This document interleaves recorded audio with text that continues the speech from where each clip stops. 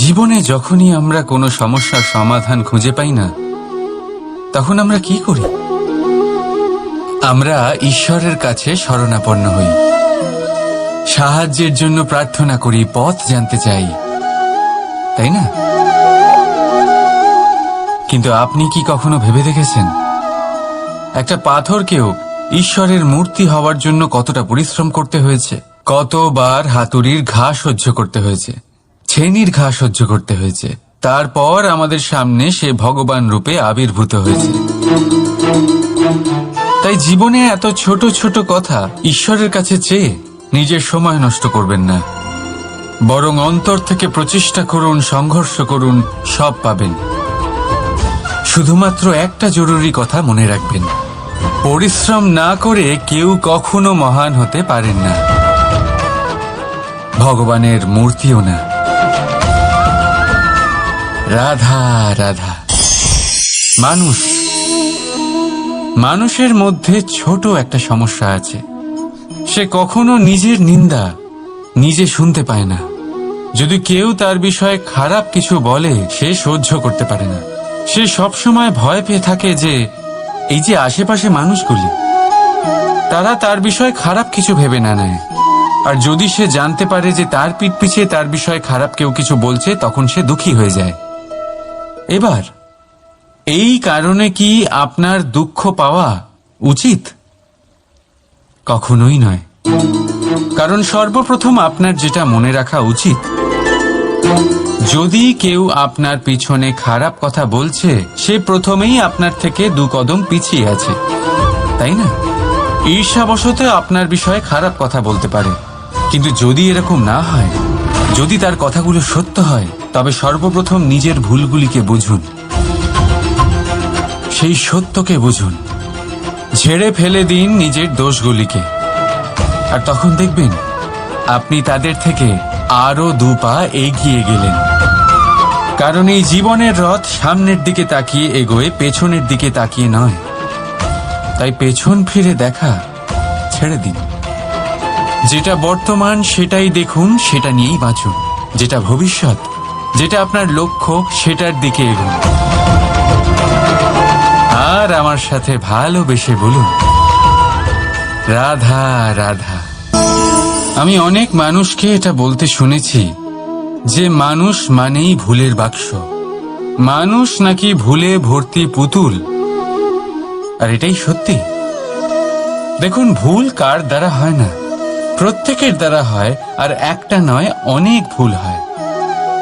কিন্তু মনে রাখবেন, তাদের বস্ত্রতেই কাদা লাগে যারা কাদা পরিষ্কার করার প্রচেষ্টা করেন। তাহলে যেখানে চেষ্টা আছে সেখানে ভুল তো হবেই।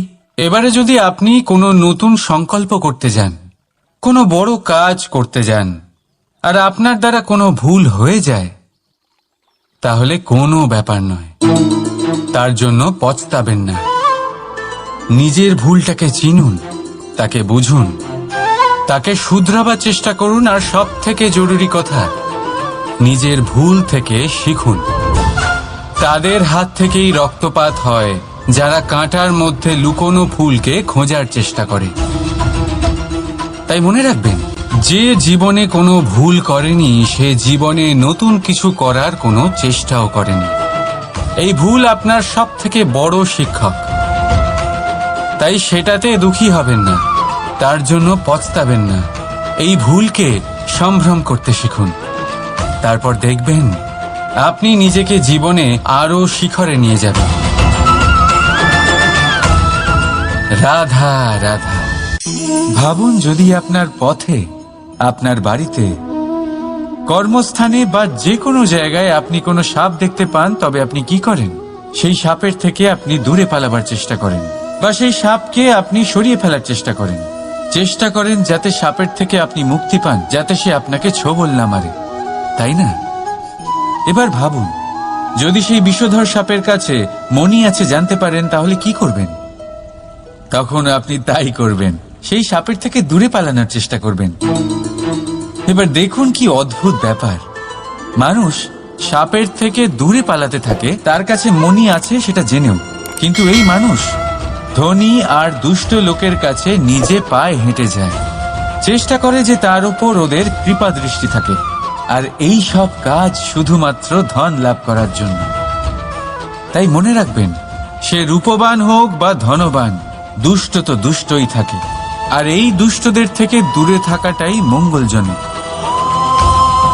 কাছে তাদের রাখুন যাদের মনে প্রেমের অমৃত আছে। কাছে তাদের রাখুন যারা জীবনে কর্মের ওপর নির্ভরশীল।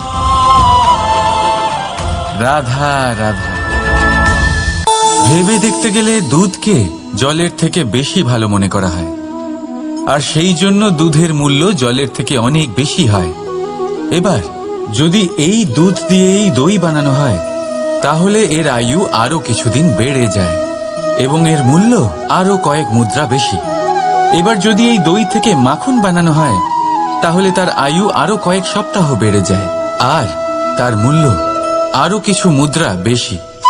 এবার এই মাখন থেকে যদি ঘি তৈরি করেন, তবে এর আয়ু অনেক বছর বৃদ্ধি পায় এবং এর মূল্য মাখনের থেকে আরো কয়েক মুদ্রা বেশি। এবার এই সব কিছুর মূলে দুধই আছে, কিন্তু এদের সকলের আয়ুতে এদের মূল্যে এত তফাৎ কেন? তার কারণ এই যে দুধকে দই হওয়ার জন্য অনেক কষ্ট সহ্য করতে হয়, দইকে মাখন হওয়ার জন্য লাঠির আঘাত সহ্য করতে হয়, আর মাখনকে ঘি হওয়ার জন্য বহু ঘন্টা ধরে আগুনের তাপ সহ্য করতে হয়। তারপর গিয়েই মাখন ঘি হয়, তারপরেই এর আয়ু বাড়ে এবং মূল্য বৃদ্ধি পায়। এবার আমরা মানুষেরাও সবাই সমান, দুধের মতো, কিন্তু মহান সেই হয় যে কঠিন পরিস্থিতির মুখোমুখি হয়, যে বিপদের মোকাবিলা করে, যে এই প্রতিযোগিতাগুলোয় সফল হয়। এই সব করলে তবেই জীবনে অগ্রসর হতে পারবে, তবেই জীবনে আপনার যশের আয়ু বৃদ্ধি পাবে, আর তখনই এই সংসার আপনাকে মহান মনে করবে। রাধা রাধা। চাপ আর ভার, এই দুটো শব্দ আপনাদের খুব চেনা লাগছে তো? এই সংসারে প্রত্যেক ব্যক্তির জীবনে চাপ আর ভার থাকেই, কিন্তু সবাই সেটা নিয়ে তা করতে পারে না যা করা উচিত। এই চাপ আর ভার অপসারণের বদলে সে সেই চাপেই বন্দী হয়ে থেকে যায়। আসুন, আপনাকে এই প্রকৃতির একটা উদাহরণ দিচ্ছি, সেটা বোঝানোর জন্য, যেটা বোঝা আপনার জন্য খুব গুরুত্বপূর্ণ। কখনো কোনো বৃক্ষ নিশ্চয়ই দেখেছেন, সেখানে আপনি ফুলও দেখেছেন, ফলও দেখেছেন। কোনো ফুলকে হাতে চেপে ধরুন, তা থেকে সুগন্ধ বেরোবে যা আমাদের ভালো লাগে। কোনো ফল হাত দিয়ে চেপে দেখুন, তা দিয়ে রস বেরোবে, সেটাও আমাদের ভালো লাগে। অর্থাৎ চাপ আর ভার আমাদের জীবনে যে কোনো পরিস্থিতিতে, যে কোনো সময়, যে কোনো মুহূর্তে আমাদের ভাঙার জন্য নয়, এ আসে আপনাকে এটা জানানোর জন্য যে আপনাকে নিজেকে আরো বেশি প্রেরিত করতে হবে, আরো বেশি পরিশ্রম করতে হবে, আপনাকে সর্বশ্রেষ্ঠ হতে হবে। তাই কখনো এই চাপ আর ভার থেকে দূরে পালাবেন না। ভেবে নেবেন এরা জীবনের একটা অঙ্গ, তাদের ধনাত্মক রূপে দেখতে শিখুন। যদি এটা আপনি শিখে নেন, তাহলে বিশ্বাস করুন, আপনার আসল বিকাশ এখান থেকেই শুরু হবে। রাধা রাধা। এই পাথর দেখতে পাচ্ছেন আপনি? কত গোল, কতটা চকচকে। বাচ্চাদের অনেক সময় এটা নিয়ে খেলতে ভালো লাগে, আর কেনই বা লাগবে না? কতটা সুন্দর আর মসৃণ এটা। কিন্তু আপনি কি কখনো ভেবে দেখেছেন এই পাথর আগে কি ছিল? কোনো বিশাল আকার পর্বত, কোনো বিশাল আকার পাথরের একটা বড় ভেঙে যাওয়া অংশ বিশেষ, যেটা কোনোভাবে নদীতে পড়ে নদীর ধারার সাথে বইতে থাকলো, মাটির সাথে ঘর্ষণ হলো, বালির কণার সাথে ঘর্ষণ হতে থাকলো, আর তারপর ধীরে ধীরে এই আকার পেল। এবার আমরাও এই পাথরের মতোই। তাই মনে রাখবেন, আপনার ব্যক্তিত্ব, আপনার এই স্বরূপ ঈশ্বরের দেওয়া কখনোই নয়। হ্যাঁ, প্রকৃতি অবশ্যই আপনাকে জন্ম দিয়েছেন, কিন্তু আপনি নিজে নিজের ব্যক্তিত্বের রচয়িতা। আর আপনি তা রচনা করেন কঠিন পরিস্থিতির মুখোমুখি হয়ে, সংকটের ধারা পার করে। তাই আপনিও এই পাথরের মতো নিরন্তর চেষ্টা করতে থাকুন, নিজের অস্তিত্ব বজায় রাখুন, এই অস্তিত্বকে মহান করতে থাকুন। আর আমার সাথে ভালোবেসে বলুন, রাধা রাধা। সংসারে প্রত্যেক মানুষের মনের গভীরে অনেক রকমের চিন্তা লুকিয়ে আছে। পিতামাতার চিন্তা, সন্তানের চিন্তা, স্ত্রীর চিন্তা, কাজের চিন্তা, ভবিষ্যতের চিন্তা, ইত্যাদি ইত্যাদি। মানুষের এই মন নানান চিন্তায় ভরা, কিন্তু আস্তে আস্তে এই চিন্তা চিতা হয়ে ব্যক্তিকে সমাপ্ত করে দেয়। আপনাদের একটা কথা মনে করিয়ে দিই, যে কথা আপনারা আগে থেকেই জানেন। কি অদ্ভুত ব্যাপার, তাই না? আপনি এই সংসারে আসার আগেও এই সংসার ছিল, আপনি যখন এই সংসার থেকে যাবেন তারপরেও এই সংসার থাকবে। অর্থাৎ আপনার আসার আগে এবং আপনার যাওয়ার পর যে সময়, সেটা আপনার হাতে নেই। তাহলে আপনার হাতে কি আছে? আপনার হাতে আছে সেই সময় যেটা আপনি এখন কাটাচ্ছেন, সেই সময় যখন আপনি আমার কথা শুনছেন, সেই সময় যখন আমি আপনার সাথে মনকে একাগ্র করে তোলেন। রাধা রাধা। ব্যক্তি কখন সফল হয়, কখন অসফল, কখন ক্ষতি হয়, কখন লাভ, কখন জয় হয়, কখন পরাজয়, এসব কিসের উপরে নির্ভরশীল? বেশিরভাগ লোকেই বলবেন পরিস্থিতির ওপর। আর সেটা ঠিকও। যদি বাইরে বর্ষার পরিবেশ থাকে, তবে সেখানে বস্ত্র কিভাবে শুকোতে পারে? যদি ঝড়ের পরিবেশ থাকে, তাহলে নৌকা কিভাবে পার করানো যেতে পারে? কিন্তু যদি আমি আপনাকে আসল সত্যি বলি, তাহলে অসফলতার কারণ পরিস্থিতি নয়, সেই পরিস্থিতিকে স্বীকার করে নেওয়া। প্রত্যেকের জীবনে এরকম সময়ে অবশ্যই আসে যখন আমরা চাইলেও পরিস্থিতিকে পাল্টাতে পারি না। পরিস্থিতিকে পাল্টানো অসম্ভব হয়ে ওঠে। এরকম সময় তাহলে সবাই সফল হতো, তাই তো? রাধা রাধা। কথায় আছে, জীবনে সম্পর্ক নিয়ে কখনো অঙ্ক কষা উচিত নয়। এই কথা তো ঠিক। যদি এই সম্পর্কে লাভ, ক্ষতি, গুণ, ভাগ এসব চলে আসে, তাহলে সবকিছু শুধু ব্যবসা হয়ে যায়। এই পুরো খেলাটাই হয়ে যায় অঙ্কের। আর এই জীবন নিশ্চিত রূপে অঙ্ক কষা নয়। এই জীবনে আনন্দকে বাড়ানো, কষ্টকে কমানো গণিতের খেলা নয়, ব্যবহার আর প্রেমের খেলা।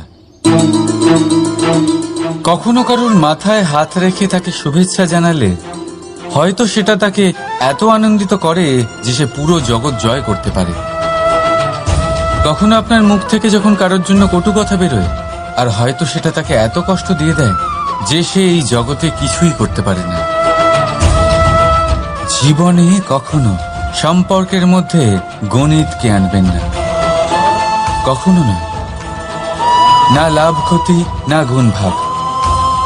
মনে রাখবেন, এই সংসারে এমন কোনো সমীকরণ নেই যেটার সমাধান নেই।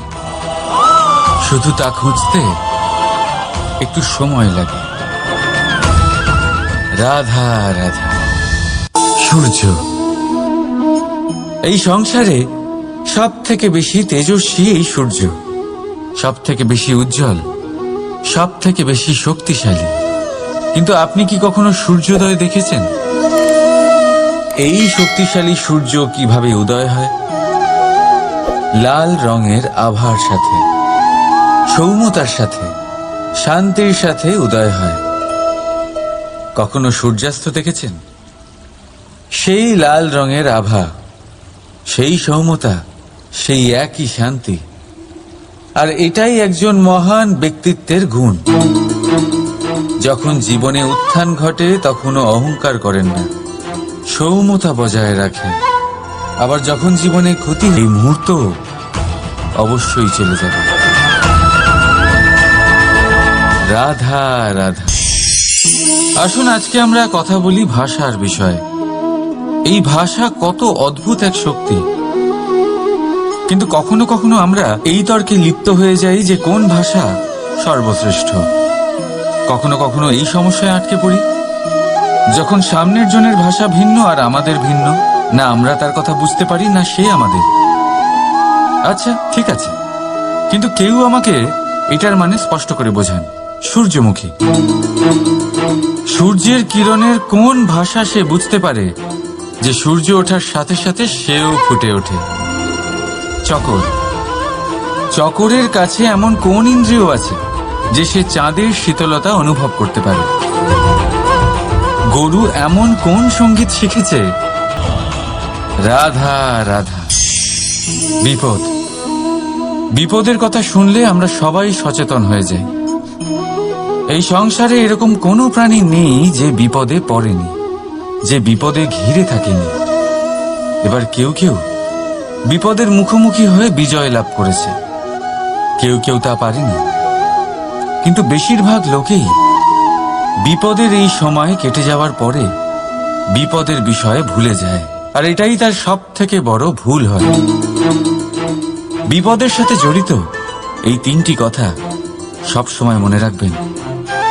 প্রথম, যারা আপনাকে যদি আপনি মনে রাখেন, তাহলে বিপদ ভুলেও কখনো আপনার জীবনে আর আসবে না।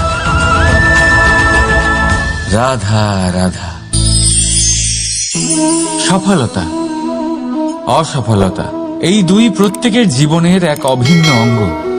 কিন্তু সফলতা আর অসফলতার থেকেও বেশি আর গুরুত্বপূর্ণ